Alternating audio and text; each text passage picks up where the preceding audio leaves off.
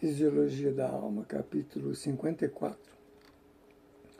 Então vamos a mais uma pergunta ao espírito Ramatiz. Visto o uso do fumo ser assim tão pernicioso ao homem, não teria sido, porventura, mais sensato que Deus não houvesse criado a planta nicotina, tabaco, com cujas folhas se prepara o fumo? Responde Ramatiz. É uma pergunta de uma pessoa que se mostra bem, sim, ignorante do que é Deus e do que é a natureza da criação, né? Mas vamos lá, a resposta de Ramatiz. Acreditais que Deus haja criado alguma coisa perniciosa? Porventura, a medicina terrena não se utiliza atualmente de venenos, ácidos e drogas mortíferas que no emprego terapêutico logram salvar milhares de criaturas? O próprio veneno das aranhas, escorpiões e cobras não tem sido aplicado com êxito para debelar diversos males considerados incuráveis? Na planta a que vos referis, existe grande quantidade de elementos que podem ser aplicados com excelente utilidade na indústria, na medicina, no comércio e em outras esferas de trabalho pacífico.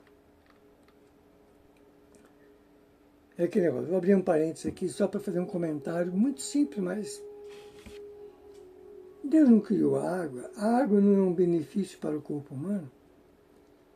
Se qualquer indivíduo começar a beber água, beber infinitamente, sem parar, o que vai acontecer com o organismo dele? Vai estourar alguma coisa. E a água não foi feita para o bem do corpo humano? Então a questão é o uso indevido das coisas. Não é as coisas ser criadas para o mal. A energia nuclear não está aí? Deus não criou a energia nuclear? Os átomos, né, os elementos tipo urânio, tório, que são altamente radioativos, mas o que a humanidade faz? Usa para o mal. Então, não há o que querer culpar Deus por ter criado as coisas. O problema é o mau uso, é o livre-arbítrio, é a escolha. Vamos lá. Certos índios mastigavam as folhas de fumo e as chupavam enroladas, porque ainda lhes faltava o senso estético e o conhecimento médico dos atuais civilizados entre aspas, né? Porque nós somos ainda um povo civilizado, que mata outra criatura ou mata por todo tipo de sentimento humano. No entanto, os homens modernos, substituindo os antigos penduricalhos de ossos dos silvícolas por piteiras elegantes, continuam a sugar as mesmas folhas do tabaco. A diferença está em que se iludem pelo fato de arrumá-las em artísticas caixinhas de madeira, papelão, né? Ou então as queimarem reduzidas a fiapos metidos em papel acetinado e em grande palha de milho. A planta nicotina, tabaco, não é coisa perniciosa criada por Deus. É o homem que a transforma em fumo, então perde o seu comando mental e se transforma num obsidiado do cigarro que lhe controla até os nervos motores e o obriga a render-lhe tributo desde a madrugada até a noite. Então vamos a mais uma pergunta ao espírito Ramatiz. Que dizeis sobre a forma mais prática de se deixar de fumar? Ramatiz responde.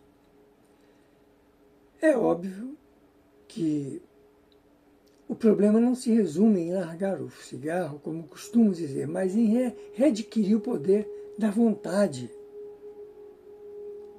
que se acha escravizado por ele. Vou abrir mais um parênteses aqui. Um dia nós vamos estudar mais sobre a vontade. A vontade é uma das forças mais poderosas da criatura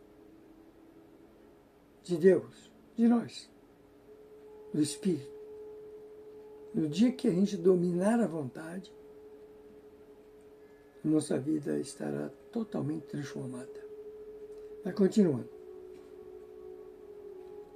Se o homem abandonar o fumo, a carne ou álcool, mas continuar mentalmente a fumar, a comer carne, a ingerir álcool, pouco importa que esteja fugindo do objeto do vício, pois é certo que ainda não é dono de sua vontade. E a mente do homem, que antes de tudo deve ser empreendida uma campanha sadia contra o vício, perdão, através de reflexões inteligentes, né?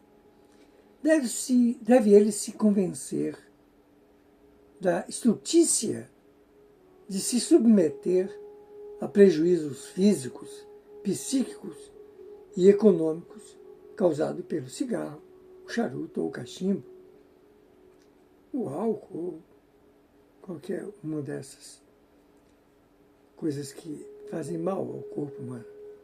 É o espírito, né?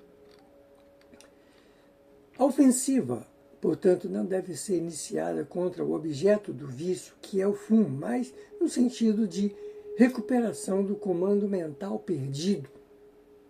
Há que ser retomado novamente o psiquismo diretor dos fenômenos da vida, de relação entre a alma e o meio. Importante saber isso aqui, né? Vou até repetir.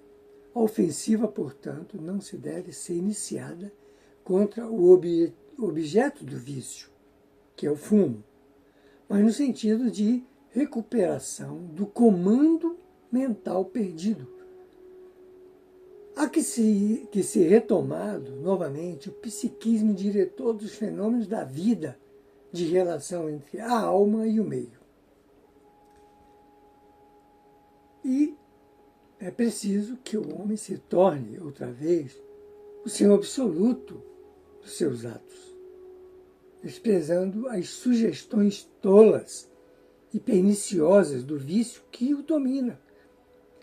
É certo que a libertação do vício de fumar será muito mais fácil se, por afinidade de vícios ou devido a qualquer desregramento moral, a criatura já estiver sendo cercada por entidade do astral inferior, atraída para junto de si. Neste caso, a libertação não só requer o domínio da própria vontade, como ainda a adoção de um modo de vida que provoque o desligamento de outra vontade viciosa e livre do além-túmulo.